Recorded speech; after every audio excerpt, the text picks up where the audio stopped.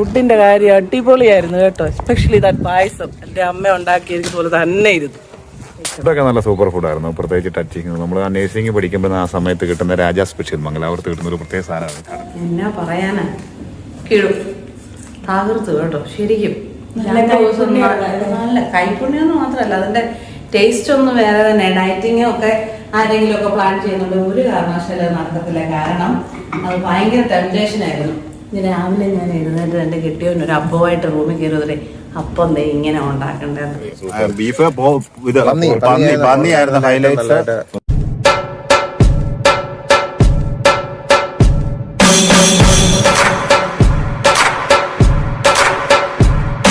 നമുക്ക് ഈ ഗ്രൂപ്പായിട്ട് പോയി അടിച്ചു പൊളിക്കാൻ ഇഷ്ടംപോലെ സ്ഥലങ്ങൾ യുക്കായി കിട്ടും, ഒരു കുഴപ്പമുള്ള കാര്യമല്ല.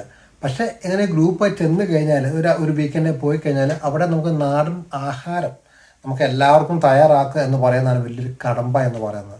കാരണം നമ്മൾ അടിച്ചു പൊളിക്കാൻ പോയിരിക്കുന്നത് നമ്മൾ ഫുൾ ടൈം അടുക്കളയിൽ കയറി ചെയ്യാൻ സാധിക്കില്ല.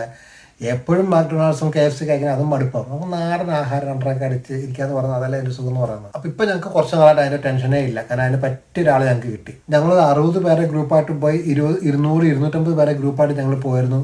എത്ര പേരുണ്ടെങ്കിലും ബിനീഷ് ഭായ് ഒരാൾ മതി.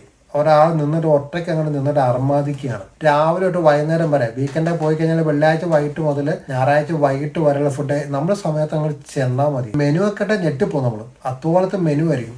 പുറകെ ഫുഡ് കഴിച്ച അവസാനം ഫുഡ് കഴിച്ച് വട്ടായി പോകും. പായസം റിനി പറഞ്ഞ പോലെ തന്നെ നാട്ടിലെ കുടിക്കുന്ന ഒരു പായസത്തിന്റെ ഓർമ്മയായിരുന്നു അത് കുടിച്ചപ്പോൾ. എനിക്ക് ഏറ്റവും ഇഷ്ടപ്പെട്ടത് ലൈവായിട്ടുണ്ടായിരുന്ന നൂഡിൽസ്, ഫ്രൈഡ് റൈസ് അടിപൊളിയായിരുന്നു. വളരെ നല്ല ഫുഡായിരുന്നു. ഒരുപാട് നാളുകൾക്ക് ശേഷമാണ് ഇങ്ങനെ ഒരു ഫുഡ് കഴിച്ചത്. പ്രത്യേകിച്ച് ഈ കൊറോണ ഒക്കെ കഴിഞ്ഞാൽ 2-3 വർഷം കൂടി ഇങ്ങനെ ഒരു നല്ല ടേസ്റ്റോട് കൂടി ഒരു ഫുഡ് കഴിച്ച് ഒത്തിരി നാളോട് കൂടിയാണ്. വളരെ നല്ല ഫുഡായിരുന്നു, ഒന്നും പറയാനില്ല. സൂപ്പർ. അച്ചാർ അടിപൊളിയായിരുന്നു. അച്ചാറിനകത്ത് നാരങ്ങയുടെ റോഡാണെന്നോർത്താണ് കഴിച്ചു കഴിഞ്ഞ് വന്നപ്പോഴത്തേന് തോരൻ പോലെ അച്ചാർ കഴിക്കേണ്ടി വന്നു.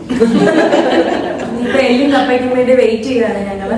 അപ്പൊ നമുക്ക് ഈ പറഞ്ഞ ആളെ പുള്ളിയെ നമുക്ക് പരിചയപ്പെടാം. പക്ഷെ ആ സ്ട്രെസ് ഒന്നും ഇവിടെ വന്നിട്ട് കാണിച്ചില്ല കേട്ടോ. അതെങ്ങനെ പറ്റുന്നത്?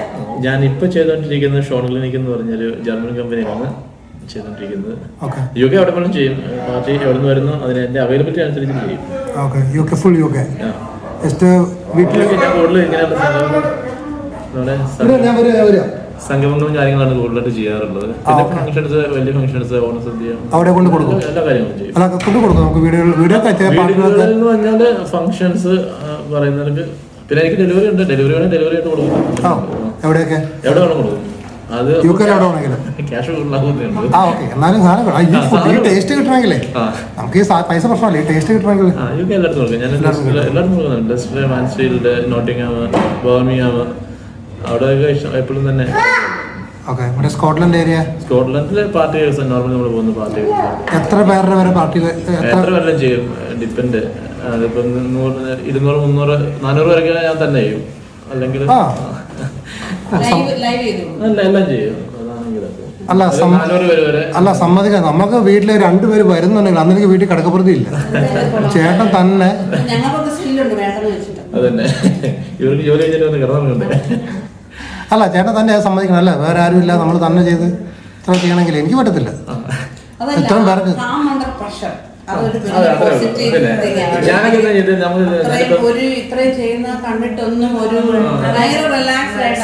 അല്ല ഞാൻ ഗ്രൗണ്ട് ക്ലാസ് ഹിൽട്ടണിൽ 900 റൂമിന്റെ ഹോട്ടലാണ്.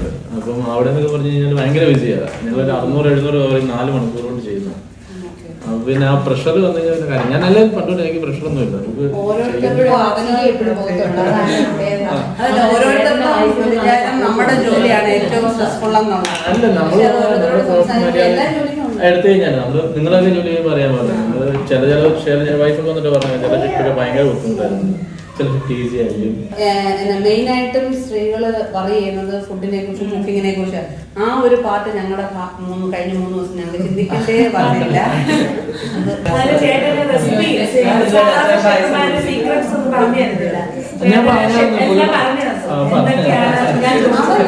അവിടെ ഇവിടെ ഒത്തിരി വ്യത്യാസ സാധനങ്ങൾക്ക് അവൈലബിലിറ്റി ഒക്കെ പാടായിരുന്നു. നമ്മുടെ ടേസ്റ്റ് കിട്ടാത്തതെന്ന് വെച്ചാൽ നമ്മുടെ ടേസ്റ്റ് കിട്ടത്തില്ല. ബീഫ് കറി ഉണ്ടാക്കി ബീഫിന്റെ ടേസ്റ്റ് കിട്ടാത്തതുണ്ട്. പിന്നെ ഓനിയനൊക്കെ ഇല്ല. നമ്മൾ നമ്മുടെ ഈ വെള്ളരിന്ന് ചേർത്താണ്ട് ശരിക്കുള്ള ടേസ്റ്റ്.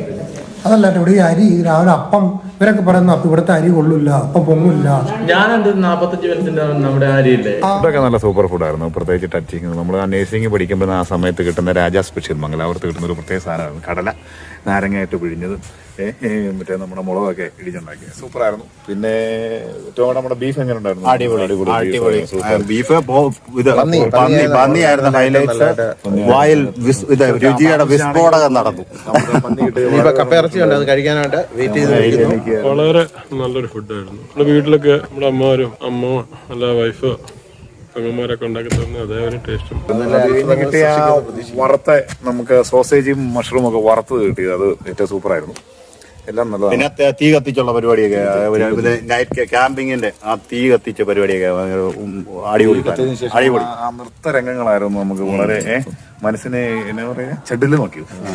ആളെ ആവശ്യം ഉണ്ടെങ്കിൽ ഇപ്പോൾ ഭയങ്കര തിരക്കാണ്, ഒരു രക്ഷ പിടിച്ചാൽ കിട്ടില്ല. പിള്ളേർ കിട്ടിയ എല്ലാം അതുപോലെ ബുക്കിംഗ് ആണ്, ഭയങ്കര അഡ്വാൻസ് ബുക്കിംഗാണ്. പാഴ്സലായിട്ട് ആളുകൾക്ക് പാഴ്സൽ ഫുഡ് കൊടുക്കുക, എന്തോ ഒരു യഥാർത്ഥ കല്യാണ രാമൻ.